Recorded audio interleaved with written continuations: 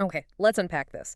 We have compiled a truly sprawling set of sources today. I mean, they really cover the entire ecosystem of real estate. Quite a range. We're not just looking at the mechanics of, a single transaction. We are diving into the deep investment finance that structures the deals. The background. The granular psychology of sales and negotiation that gets them across the finish line. How things actually happen between people. Right. And even the historical and architectural forces that literally define where value is created. Or destroyed, sometimes. Exactly. It's a critical synthesis, I think. These documents, they force us to look beyond just the immediate property line. They cover the micro-level stuff, like how do you estimate a rehab budget accurately? Right. Or how do you handle a difficult tenant? Practical things. Very practical. But then they also zoom way out to the macro level. Analyzing how, say, federal policy created patterns of segregation that, well, they still affect valuations today. It's still echoing. Definitely. Or how these big, timeless market theories actually apply to these highly leveraged, very local investments we make. So our mission today is really synthesis. We want to pull it all together.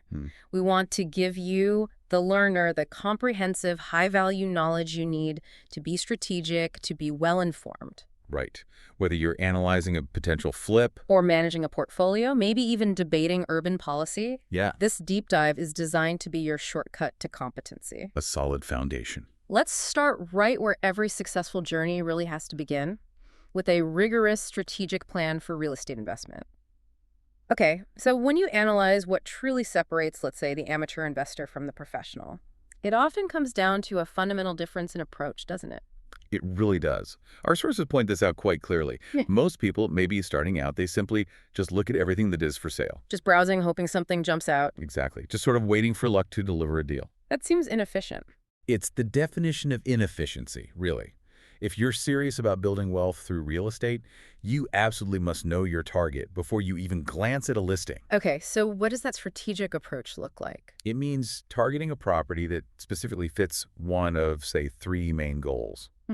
Are you maximizing for high appreciation? Right. Or are you looking for steady, predictable cash flow? Okay. Or maybe your goal is long-term equity buildup through a buy and hold strategy. You need that predetermined plan. Because without it, you risk chasing every shiny object that pops up, Yeah. which, maximizes your time spent and really minimizes your potential profit. So drilling down into that plan then, what factors should dictate whether you focus on, let's say, appreciation versus cash flow? The sources seem pretty clear that the biggest variable isn't the house itself necessarily. No, it's fundamentally human. It's people. People. The sources really emphasize this. Local population dynamics are basically everything in real estate value. That's so. Well, think about it. If your town, your city is experiencing consistent, documented population growth, Right. especially growth that's outpacing the national average, well, your real estate prices are almost certain to appreciate faster than average, too. Because growth drives demand. Exactly. Growth drives demand, demand fuels competition among buyers, and that competition inevitably drives prices up. It's a pretty direct link. Okay, and conversely then, if you're looking at an area that's losing population, what's the best you can hope for? Well, the best case scenario there is that prices might just keep pace with inflation. Maybe. So no real growth in value. Exactly. You're not seeing true value-added appreciation. Land, without a dense growing population to actually use it, it just has very little intrinsic investment value. Which brings us back to that core principle successful investors seem to follow. The buy right principle. Yeah. Making your money going in, as they say. Explain that a bit more. If you acquire the property significantly below its current market value, maybe through negotiation, finding a distressed seller, whatever you've essentially insulated or maybe inoculated, your investment against most common market risks. You've built in a buffer. You've built in a buffer. It virtually guarantees success, or at least significantly stacks the odds in your favor. And the buy and hold strategy, especially when you execute it with this buy right mentality, is really designed to accelerate that equity buildup quite rapidly over time. That focus on getting a good acquisition price, it often requires some creativity, doesn't it? Which brings us to a couple of fascinating but maybe high-risk tools: lease options and seller financing. Definitely creative and definitely carry risks. Let's look at lease options first. It seems like a structure that often benefits the seller, the lessor, quite a bit. Oh, Tremendously, in many cases.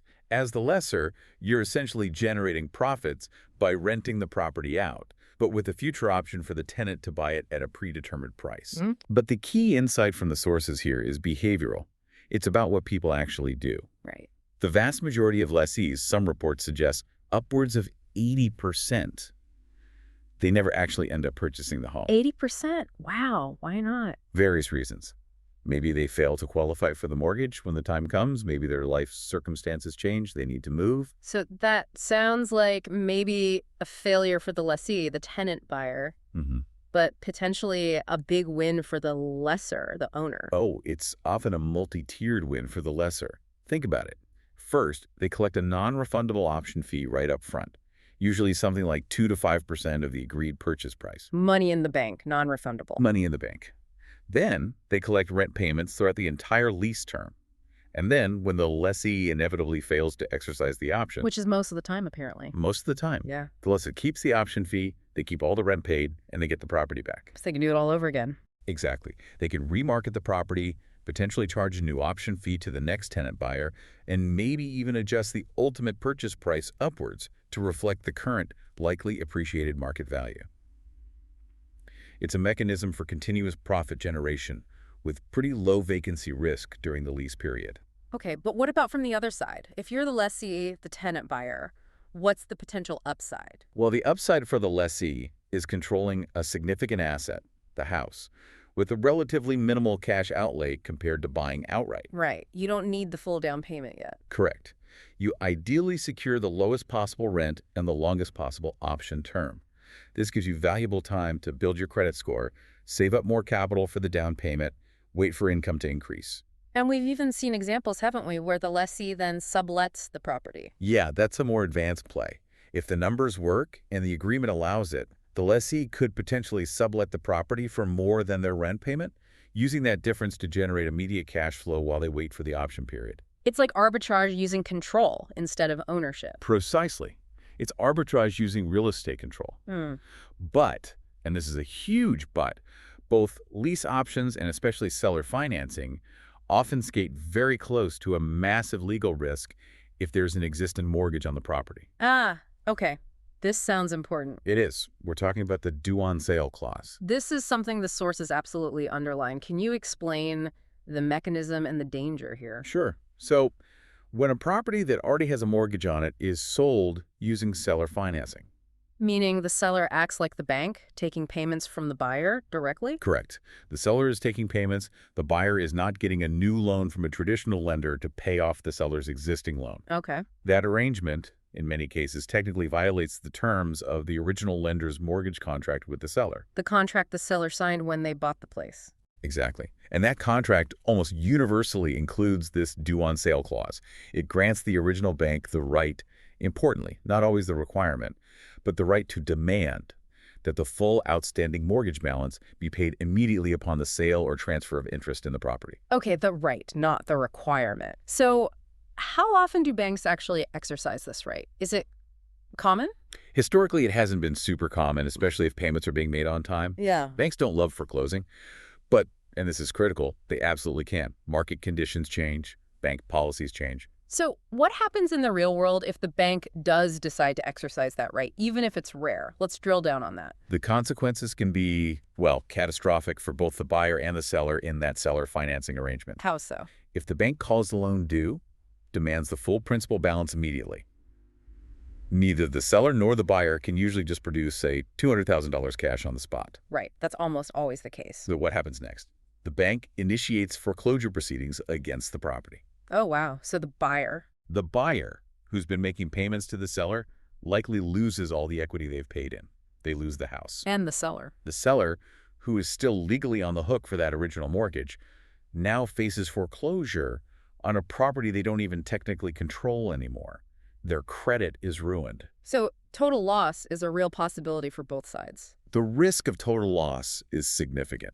It really demonstrates why getting experienced legal counsel who understands these specific risks is absolutely vital before entering into these kinds of complex arrangements. Don't rely on handshake deals or standard forms here. That's a very sobering point. Speaking of high risk, let's shift to another tool often used in quick turnaround situations: hard money loans. Right.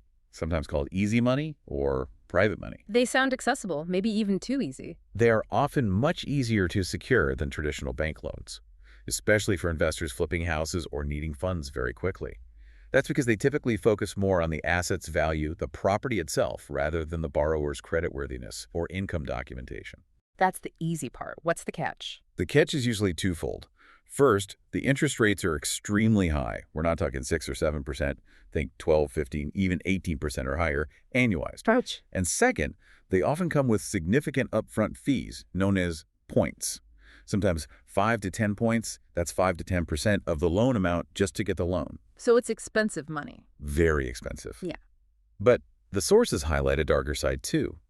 What's chilling is that some, let's call them predatory, hard money lenders might intentionally loan money to borrowers they suspect are actually likely to default. Wait, they want the borrower to fail. Why? How do they profit from failure? It's a grim model. They might structure the loan with terms that are almost impossible for the borrower to meet, maybe a very short term, a huge balloon payment. Setting them up for failure. Essentially, they collect those massive fees up front and the high interest payments for maybe a short period.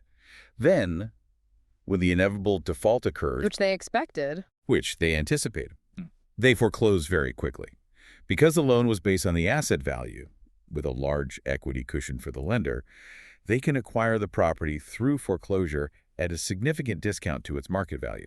So they make money on the fees, the interest, and by getting the property cheap. Exactly. They're effectively using the borrower's desperation or lack of options to cycle properties through foreclosure, profiting at multiple stages. An ethical investor, or any borrower really, must scrutinize the lender's reputation, their track record, and the loan terms incredibly carefully to avoid becoming part of that kind of exploitative shuffle. Okay, moving on from acquisition strategies and financing risks. Once you own the property, efficiency in management becomes key to profit. And that starts with tenant management. There's a simple mantra here, the sources mention: be firm and fair. This is fundamental. It's basically behavioral psychology applied directly to real estate management. How does that play out practically, like with rent collection? Perfect example. Let's say you offer a small financial incentive, a discount, for paying rent on or before the first of the month. Okay, encourages prompt payment. Right. Now, a tenant attempts to pay that discounted amount, but they pay it on the second of the month. What do you do? You must, firmly but politely, collect the full, undiscounted rent amount as stipulated in the lease. No exceptions based on, it was just one day. Why is that so critical? Because if you allow them to pay late and still receive the discount, you are actively training them. You're teaching them that the deadline doesn't really matter, that paying late has no negative consequence. You're creating a pattern. You're creating a pattern of bad behavior that becomes almost impossible to reverse later without resorting to much harsher measures, like eviction. Consistency is key. But couldn't being too firm, maybe inflexible, sometimes lead to unnecessary tenant turnover, which also has costs: vacancy, releasing fees. Is there a line where maybe fairness needs to outweigh absolute adherence to the rule? That's a really great question, and it's a balancing act. The sources suggest the line is drawn at consistency and communication.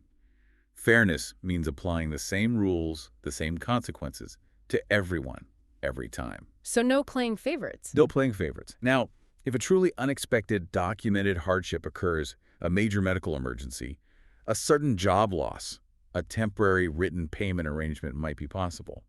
But it has to be clearly temporary, documented, and not violate the core lease terms long term. But absent that kind of documented crisis. Absent that, when a tenant breaches the contract by simply failing to pay rent as agreed, immediate decisive action is necessary.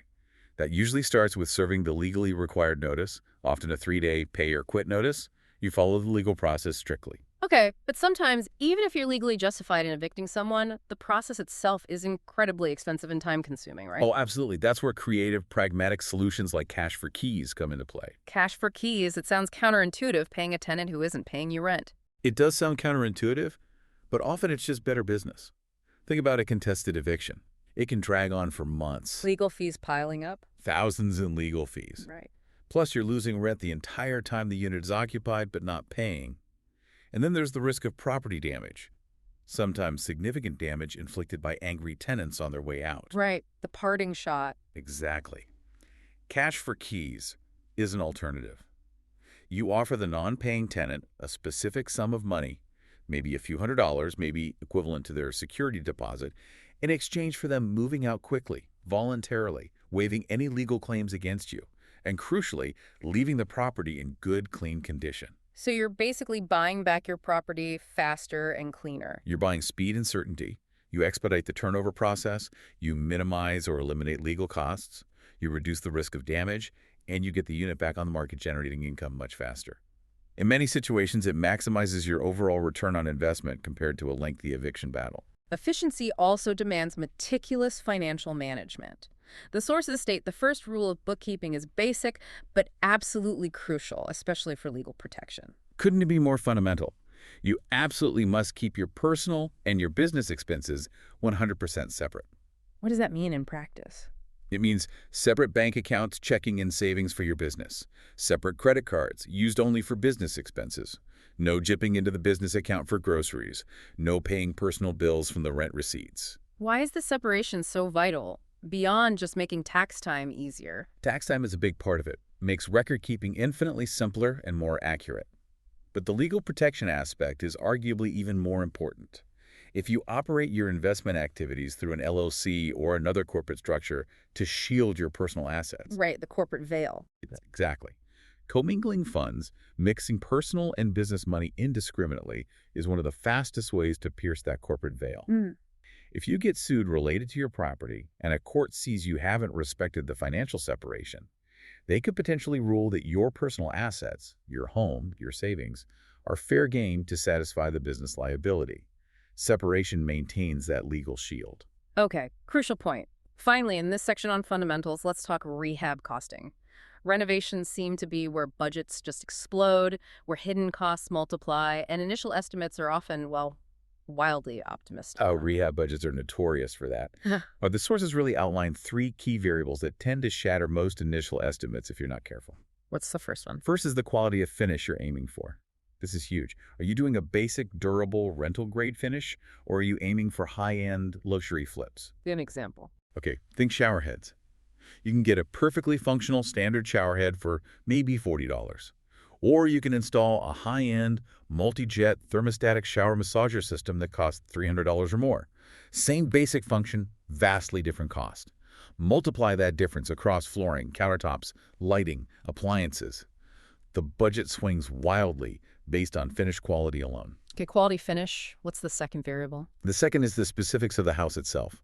Not all rehabs are created equal. Renovating a standard 1980s tract home ranch is usually pretty predictable. You know roughly what's behind the walls. Right. But rehabbing a 100-year-old Victorian, or a property with known structural issues, ancient plumbing, knob and tube wiring that needs complete replacement, that's a vastly different, much more expensive, and far less predictable animal. Unexpected problems will emerge. That's the difference between cosmetic updates and deep structural work. Precisely. You have to factor in the age and condition, realistically. And third Variable. material choice, even within the same quality level. Let's take siding. You could choose basic, low-end vinyl siding. Or you could opt for a high-end, thicker insulated vinyl siding, or go further to fiber cement siding like hardy plank. Which looks great, but costs significantly more. Significantly more for material and often for installation too. Same with flooring. Cheap sheet vinyl versus durable luxury vinyl plank versus engineered hardwood versus solid hardwood. Each step up can double or triple your material budget for that line item. So you need detailed specs before you finalize the budget. Absolutely. And one final crucial detail the sources mention, especially for things like flooring or tile, always budget for about 10% more material than the actual square footage requires. Why? To account for waste. You always have cuts, mistakes, awkward angles, pieces that break. Running out of material mid-job because you didn't order enough is incredibly frustrating and costly. It stalls the entire project while you wait, sometimes days, for a small, maybe $50 box of tile or plank to arrive. That 10% overage saves immense headaches. Okay, so that successful execution we just talked about, buying right, managing efficiently, budgeting accurately, It all relies completely on the human element, doesn't it? Negotiations, sales, even self-mastery. Absolutely. Being a high-level real estate professional, or any successful entrepreneur really, isn't just about crunching numbers on a spreadsheet. It's about mastering your own mindset, your own habits. And the sources provide a pretty intense blueprint for this, mentioning the schedule of the ultimate sales machine. What does that look like? Yeah, this is a schedule engineered for, well, ruthless efficiency and building a competitive advantage.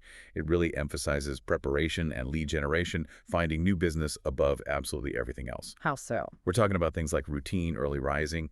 The source actually states a 4:30 a.m. start time. 4:30 a.m. Wow, that Yeah. sounds brutal and frankly maybe unsustainable for a lot of people. It is intense, no question. It's followed immediately by exercise, then reading or planning. But here's the critical part.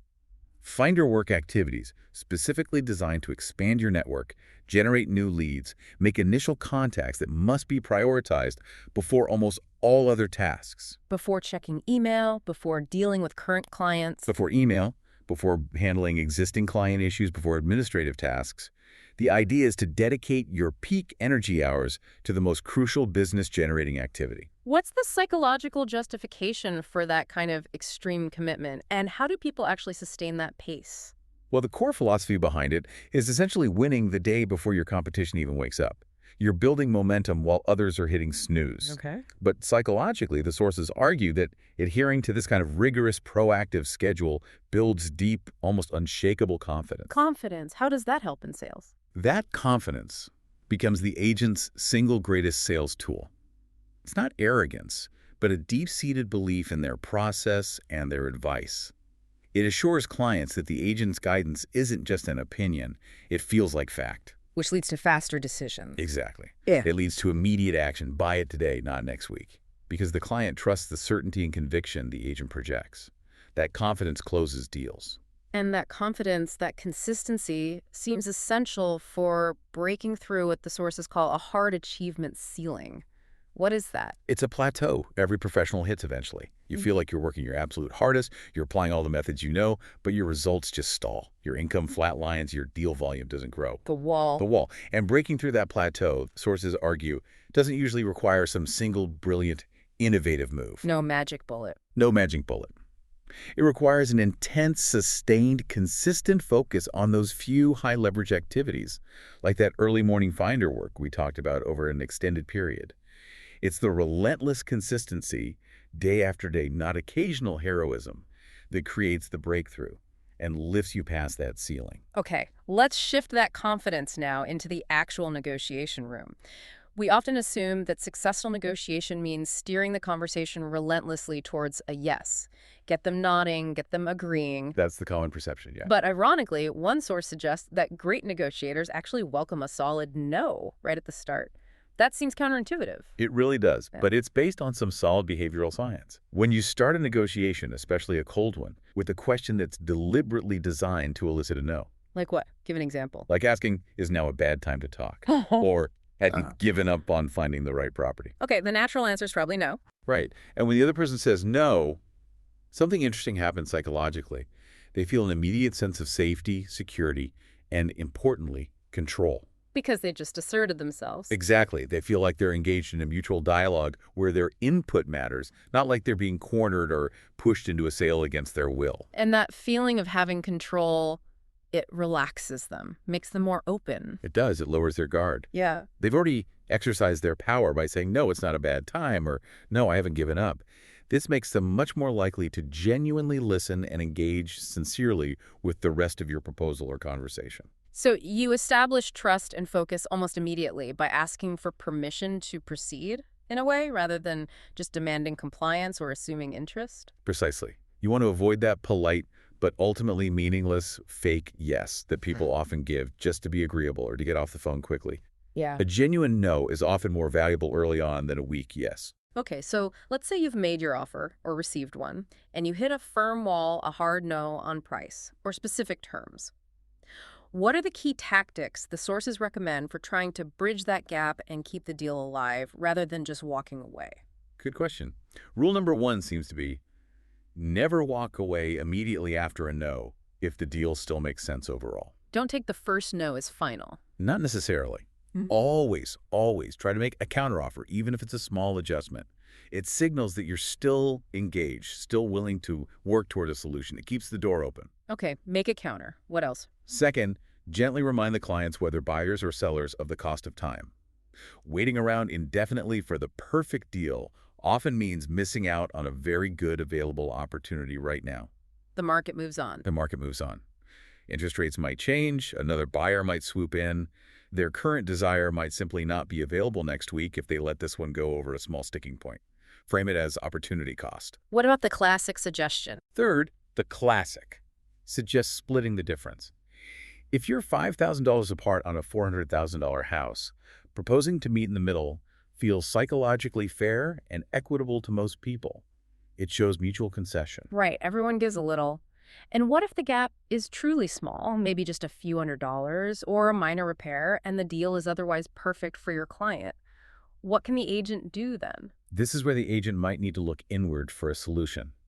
The successful agent understands the principle that $10 is better than $0. Meaning? Meaning, getting this deal done and earning most of your commission is better than earning nothing because the deal died over a tiny amount.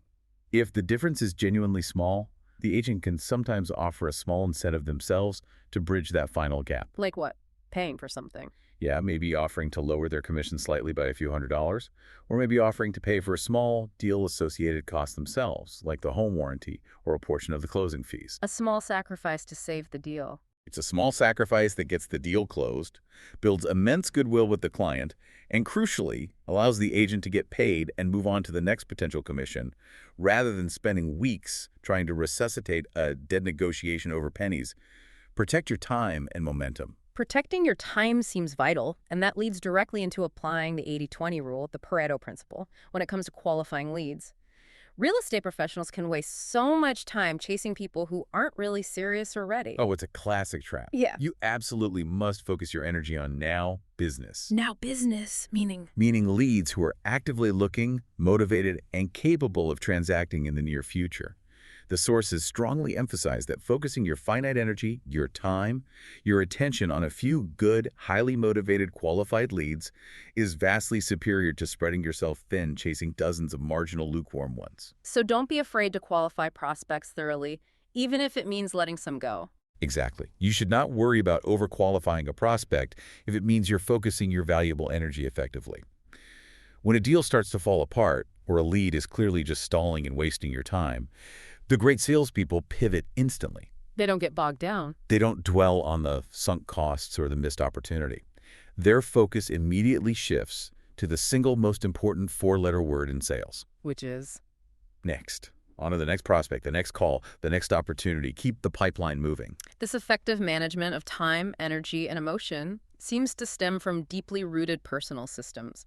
Let's talk about the internal architecture of success, creating powerful habits. The sources break down habit creation into 4 distinct stages. What are they? Yeah, this is the habit loop model. It consists of 4 stages: cue, craving, response, and reward. Cue, craving, response, reward. Walk us through that. Okay, the cue is the trigger, the thing that initiates the behavior. It could be a time of day, a location, an emotional state. The craving is the motivational force behind the habit, the desire you're trying to satisfy. The response is the actual habit or action you perform.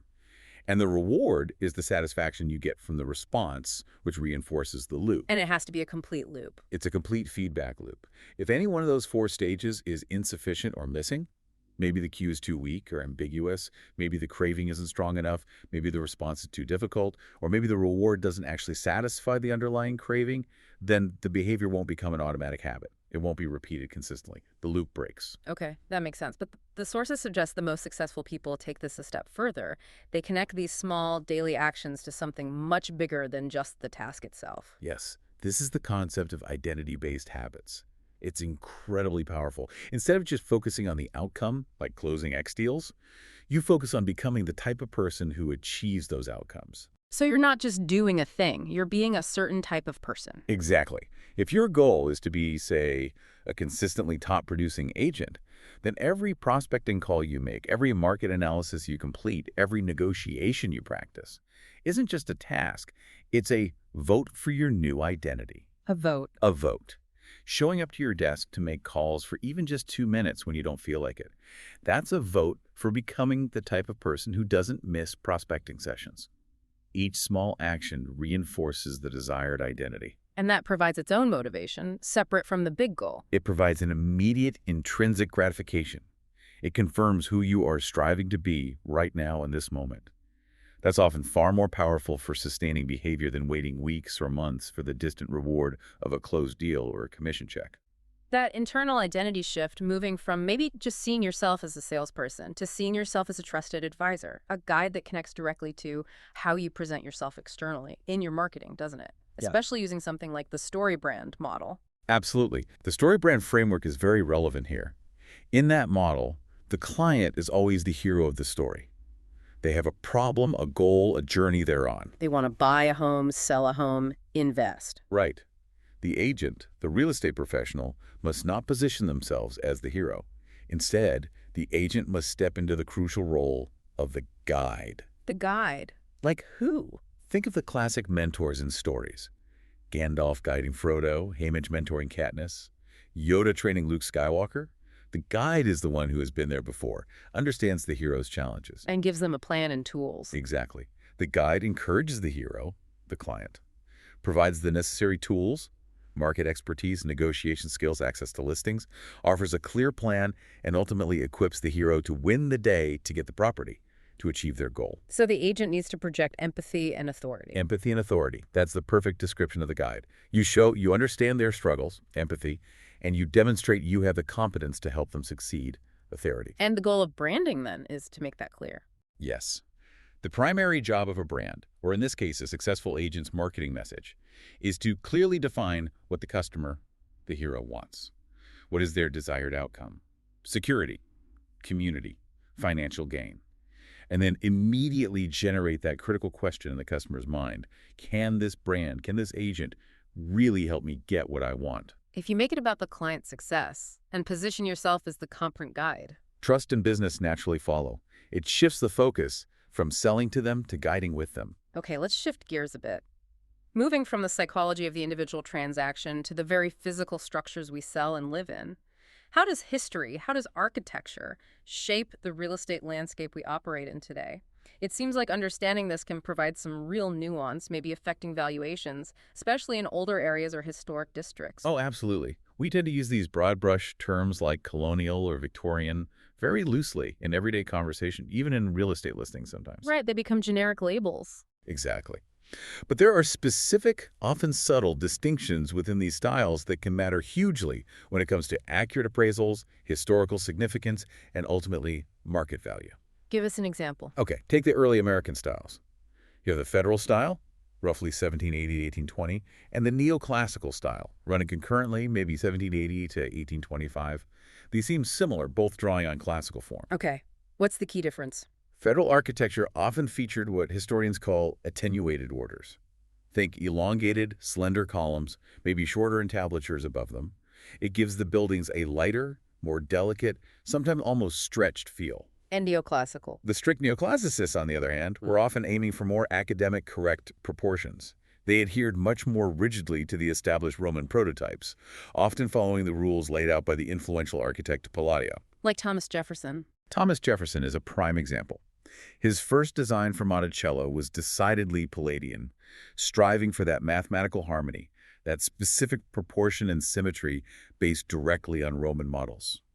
For an appraiser or knowledgeable buyer, knowing that distinction, is it a lighter federal interpretation or a stricter neoclassical adherence, can determine if a building is considered a highly accurate historical example, potentially impacting its protected status and its value. Interesting. And we see similar oversimplifications with later styles, too. Definitely. Take the reminiscent styles from the late 19th and early 20th centuries. In modern real estate descriptions, you'll often see the term Tudor applied almost casually to any house that has a steep roof, a prominent front gable, and maybe a large chimney. Kind of a catch-all term. It becomes a catch-all. But technically, the related Elizabethan style specifically refers more to houses featuring decorative half-timbering, often deriving more directly from the look of English cottages or farmhouses. Think Anne Hathaway's cottage, that kind of vibe. So it evokes a slightly different historical period and aesthetic. Exactly. These might seem like small, picky details, But in a historic district or for a buyer passionate about authenticity, these details are what differentiate a standard, generically old-looking, steep-roofed house from a highly valued, historically accurate restoration that commands a premium price.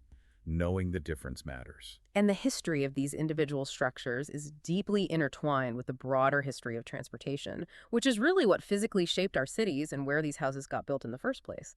The sources offer a great New York City case study on how changes in movement just changed everything. Yeah, it's a fascinating example of infrastructure driving development. Hmm. Think about a very early structure like the Kingsland Homestead out in Queens, built around 1785. It's a beautiful example of the Dutch-English colonial-style gambrel roof, central chimney, maybe an offset door. It represents a time of pre-industrial density where development was slower, more localized. Right. People lived closer to where they worked or worked where they lived. Mostly. The real dramatic shift in Manhattan, according to the sources, happened between about 1853 and 1860. What changed? The introduction of horse railways. Horse-drawn streetcars on rails. Exactly. These provided relatively comfortable, reliable, and much faster transportation far up the island of Manhattan than was previously possible. What were the options before that? Ferries? Walking long distances? Pretty much. Yep. Ferries connected certain points, but overland travel uptown was often slow, tedious, maybe relying on bumpy omnibus coaches or just walking. The horse railways were a game changer for commuting. So how did that impact real estate? It provided a tremendous, almost immediate real estate boost, especially to Upper Manhattan. Suddenly, areas that were previously considered too remote for daily commuting to the downtown business districts became accessible. People could live further out. People could live further out and still get to work reasonably efficiently. This enabled high-density residential coverage to spread rapidly northward, relieving the intense pressure to settle only near the lower Manhattan financial core. It rapidly expanded the geographical reach of viable residential investment and really solidified the high-density character of the island that we still see today. Transportation unlocked land value. That dense, sometimes maybe chaotic development spurred by things like the horse railways eventually led directly to the push for and implementation of zoning laws, didn't it? It did.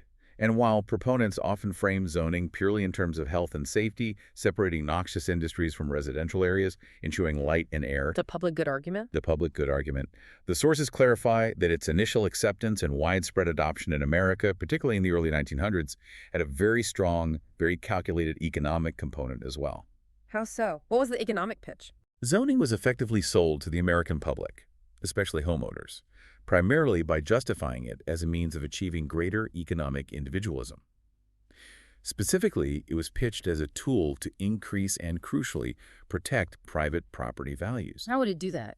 By legally allowing communities to keep out undesirable elements, which could mean factories and slaughterhouses, but very quickly also came to mean certain types of housing, like apartments and single-family zones, and implicitly or explicitly, certain types of people. Ah, so it had a social dimension from the start. Absolutely. But the insidious economic consequence, which we still grapple with massively today, is that conventional Euclidean zoning, the kind that strictly separates, uses, and mandates large lots for single-family homes, inherently creates low-density development patterns. Sprawl. And that low density inherently inflates housing prices because land is used inefficiently. Plus, it requires these perpetual, incredibly costly extensions of infrastructure roads, sewers, water lines, leading to tremendous ongoing urban inefficiency and financial burdens on municipalities. And you mentioned it quickly became a tool for social and racial engineering as well. The sources paint a pretty stark picture of how policy, including federal policy, was used to actively enforce segregation. This is absolutely critical history to understand, because the effects are absolutely not history. They are still shaping our cities and wealth disparities today. How did federal policy play a role? A major way was through subdivisions that were sponsored or insured by the Federal Housing Administration, FHA, and later the Veterans Administration, VA, especially after World War II. These agencies frequently, almost routinely, approved projects that included racially restrictive covenants written directly into the property deeds. What did those covenants say? There were explicit legal clauses that prohibited the sale or sometimes even the rental of the property to anyone who was not Caucasian. Wow. Baked right into the legal documents. Baked right in. This effectively institutionalized racial segregation across vast swaths of newly developing American suburbs. It systematically denied non-white families, particularly African Americans, access to homeownership in these appreciating areas, thereby preventing the accumulation of generational wealth through real estate that many white families experienced during that era. And this kind of institutional discrimination, it didn't just stop when restrictive covenants were eventually deemed legally unenforceable by the courts, did it? We saw it morph into other forms, like predatory lending practices, particularly in the run-up to the 2008 financial crisis. That's right. The mechanisms changed, but the discriminatory outcomes often persisted. The data cited in the sources regarding discriminatory subprime lending before 2008 is, frankly, chilling. What did it show? It indicates that African American mortgage recipients were given subprime loans, loans with higher interest rates, worse terms, often predatory features, at a rate 3 times higher than white borrowers who had similar financial profiles, similar credit scores, similar incomes. 3 times higher for similar borrowers. Yes. And for higher income African Americans, the disparity was even worse. They received subprime loans at nearly 4 times the rate of comparable high-income white borrowers. Was this known at the time? What's particularly damning is that this was happening even though the Federal Reserve's own data collection efforts under the Home Mortgage Disclosure Act were clearly showing these stark racial discrepancies in lending patterns year after year.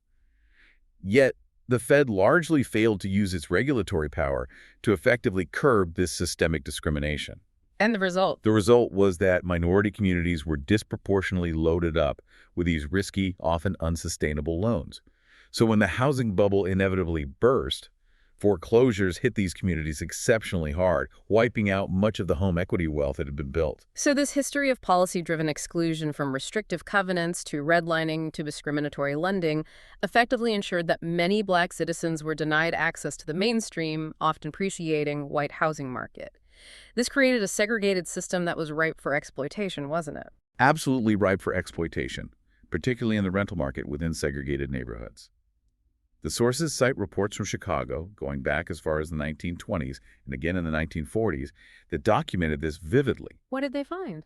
They found that landlords in predominantly Black neighborhoods, knowing their tenants had extremely limited housing options due to both official policy and widespread private discrimination, were routinely charging them vastly inflated rents. We're talking 20% to sometimes over 225% more rent for similar, or often subdivided and poorly maintained, dwellings compared to what white renters were paying for comparable housing elsewhere in the city. 225% more. How is that possible? Because they controlled a captive market. Public policy and private practices denied Black citizens access to the broader white housing market. So landlords in the designated Black areas could charge essentially whatever the desperate market would bear, Generating huge profits from segregation.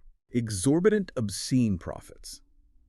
The reports mention landlords literally evicting a white tenant who was paying, say, $15 a month, making a few superficial changes, and then immediately renting the same unit to a Black family for $60 a month.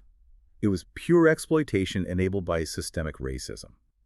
Understanding this history is absolutely crucial for comprehending current neighborhood demographics, persistent appraisal gaps between predominantly white and Black neighborhoods, and ongoing debates about housing justice. This engineered lack of community vitality, the segregation, the disinvestment, it feels like exactly the kind of urban environment that the famous urban critic Jane Jacobs spent her life fighting against.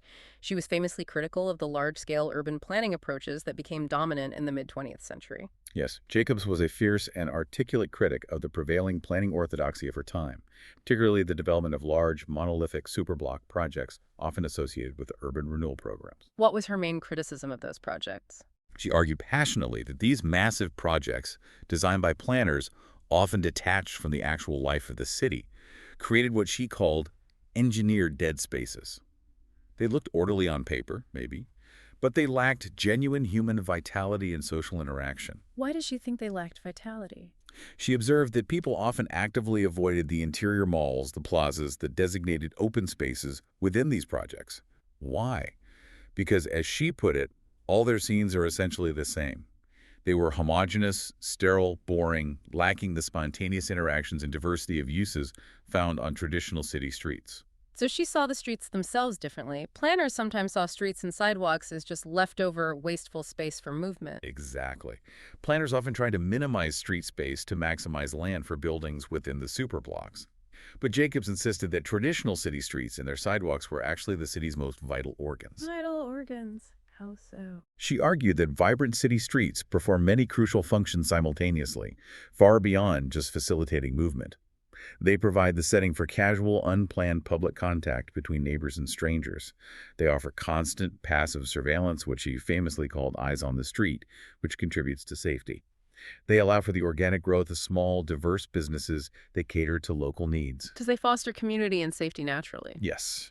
These interconnected elements foster safety, trust, and genuine community cohesion in a way that the planned, sterile, single-use environments created by consolidating land into massive, isolated projects simply cannot replicate.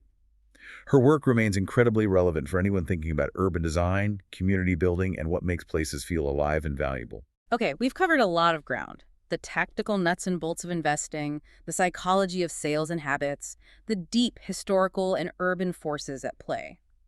Now, let's try to zoom out one last time and apply some high-level investment philosophy to help synthesize all this knowledge.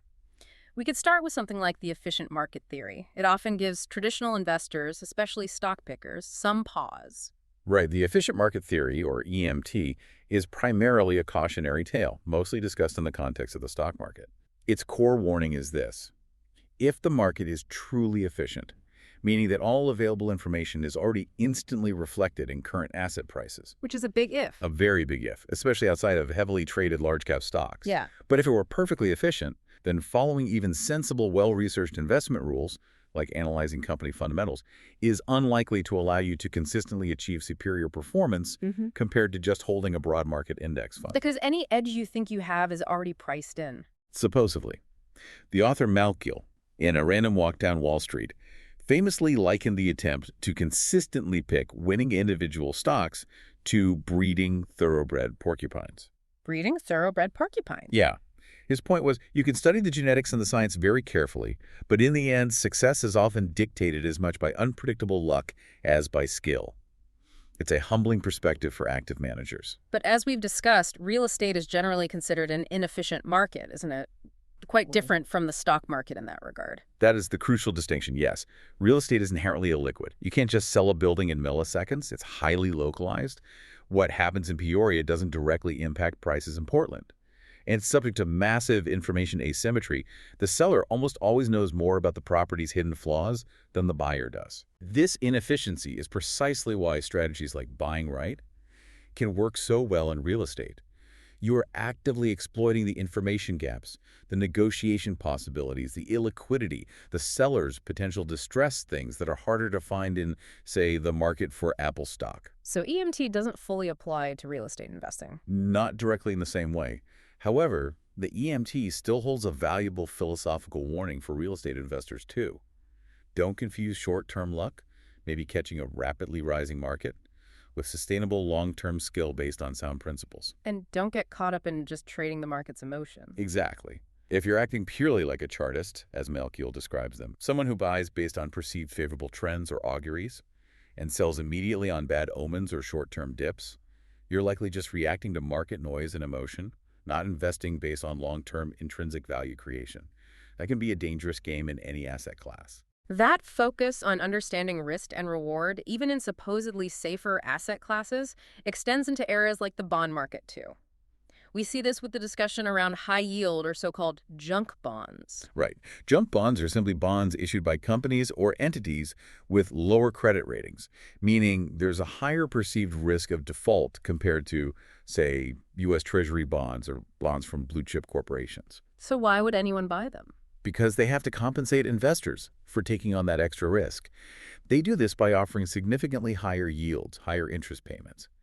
The sources note that historically, high-yield junk bonds have often provided returns that are 1 to 2 percentage points higher per year than safer investment-grade corporate bonds. But what about the defaults? Doesn't that wipe out the extra return? That's where diversification becomes key.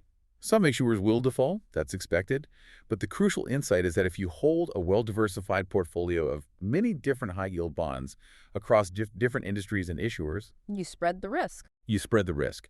The higher yields from the bonds that don't default can more than compensate for the losses on the ones that do. Even when factoring in the historical average default rates, a well-diversified portfolio of high-yield bonds has often provided net returns comparable to, or sometimes even superior to, portfolios of higher quality bonds. So it demonstrates that taking on calculated, understood, and diversified risk can actually be a sensible, intentional part of an overall investment strategy, not just reckless gambling. Precisely. It's about understanding the risk premium you're being paid and managing the risk intelligently through diversification. Okay, shifting from market mechanics to a more personal, philosophical level. There's a profound lesson in the sources about the fundamental mindset difference between building wealth versus merely working for a paycheck. This drawn from that classic rich dad, poor dad paradigm. Yes, it highlights a deep ideological difference, really rooted in a view of competency and self-reliance. The poor dad mindset, as described, focuses on skills needed to be a good employee. How to write an impressive resume, how to climb the corporate ladder, how to find a secure job working for someone else.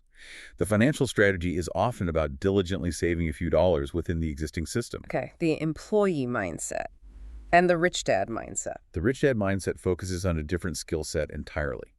How to write strong business plans and financial plans, not to get a job, but to create jobs and create investments. It's about building or acquiring assets that generate income independently of your own direct labor. Owning the system, not just working in it. Exactly. It's a philosophy that deeply values total financial self-reliance and developing financial competency. The source mentions the rich dad figure explicitly speaking out against what he saw as an entitlement mentality, the idea of relying solely on external forces, like an employer or the government, for your financial security and well-being. It's about taking ownership. So it's the fundamental difference between being an employee in the system versus striving to be the owner of a system or multiple systems that generate wealth. That's a great way to put it. And executing that kind of ownership, building those systems, requires incredible discipline and personal systems for execution. Which brings us back neatly to the concept of the 12-week year. Yes, the 12-week year is a powerful system, specifically designed to combat the biggest killer of plans and goals, a lack of execution. How does it do that? By shortening the time frame. Primarily, yes. By replacing the traditional 52-week annual planning horizon with a much shorter 12-week cycle, you dramatically increase the sense of urgency. You fundamentally change your perception of time. How so? Think about it. In a traditional year, you can have a bad week, even a bad month, and still feel like you have plenty of time to catch up. But in a 12-week year, you can maybe only afford 1 or 2 bad weeks where you don't execute on your key priorities before your entire year's goals are seriously jeopardized. It forces you to confront procrastination immediately. It forces confrontation with any lack of execution right now. It emphasizes that execution isn't something you check in on quarterly. It's a daily, even moment-by-moment process. The system often uses weekly scoring against your predefined tactical plan to provide immediate feedback and force course correction if you're falling behind. And at the absolute heart of that system, enabling that kind of rigorous self-correction is what the sources call the only true form of accountability. What is that? It's self-accountability. Plain and simple. Not accountability to a boss or a coach or a partner. Those can be helpful supports, absolutely. But ultimately, the only accountability that truly drives sustained high performance is internal. It's self-accountability. Success requires the mental honesty and the personal courage to truly own your thinking, actions, and results. Meaning Meaning you have to be unflinchingly honest with yourself about whether or not you actually did the things you committed to doing in your plan, regardless of the external outcome or excuses you might be tempted to make. You cannot delegate the fundamental responsibility for your own performance and your own results. that connects back perfectly to something we touched on earlier, the difference between mere interest in a goal and true commitment to achieving it. High performance seems built on consistently keeping promises, whether those are promises to a client or just promises you make to yourself. Commitment is the absolute engine, particularly for changing your self-image and capabilities over time. The sources really stress this.